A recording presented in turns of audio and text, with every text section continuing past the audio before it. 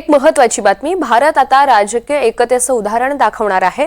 Operation सिंदूरवर भारताची राजकीय एकता पाहायला मिळेल।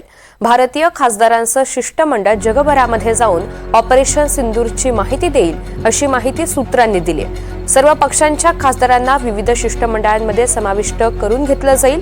प्रत्येक शिष्टमंडळामध्ये 5 ते 6 खासदार असतील। ते वेगवेगळ्या देशांना भेट देतील आणि पहलगाम दहशतवादी हल्ला आणि त्यानंतर पाकिस्तानमधील दहशतवादी अड्ड्यांच्या विरुद्ध भारताच्या कारवाईसंदर्भात सविस्तर माहिती देतील। संसदीय कामकाज मंत्री किरेन रिजिजू यासाठी समन्वय साधत आहेत। खासदारांचे परदेश दौरे 22 मे नंतर सुरू होतील। अमेरिका, ब्रिटन, दक्षिण आफ्रिका, कतार, UAE यांसारख्या देशांना भेट देणार आणि तिथल्या प्रमुखांना याची परिस्थितीची माहिती देणार ज्येष्ठ खासदार या शिष्टमंडळाचं नेतृत्व करतील, अशी माहिती मिळते। रामराजे शिंदे आपल्या सोबत आहेत। अधिकची माहिती जाणून घेऊया। तर रामराजे, आता भारत एकंदरीतच जगभरातल्या या विविध देशांच्या पातळीवर राजकीय एकतेचं उदाहरण दाखवणार आहे। नेमकी ही पूर्ण भूमिका काय आहे, सविस्तर सांगाल?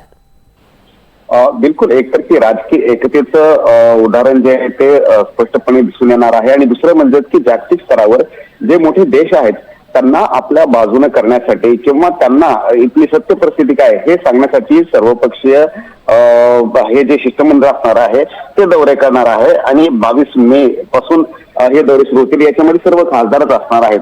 खरं तर आता उन्हाळ्याच्या सुट्ट्या आहेत आणि त्या निमित्तानं अनेक खासदार जे आहेत ते बाहेर फिरण्यासाठी जात असतात, परंतु त्याऐवजी आपल्या देशासाठी आणि देशामध्ये जे घडलेलं आहे दहशतवादाविरुद्धच्या विरोधामध्ये जे भारताची लढाई आहे ते सांगण्यासाठी यावेळेची उन्हाळी सुट्टी घालवावी असं आवाहन केलं गेलं होतं। आणि त्यानुसार ते दौरे जे आहेत ते ठरवण्यात पण आलेले आहेत। आणि ही पहिली वेळ नाहीये, यापूर्वी सुद्धा अनेक वेळा अशा प्रकारचे एकता जे ते दाखवलेले आहे। नरसिंहराव सरकारमध्ये विरोधी पक्षनेते असलेले अटल बिहारी वाजपेयी यांना सुद्धा काश्मीरच्या संदर्भामध्ये एका शिष्टमंडळामध्ये पाठवण्यात आलं होतं।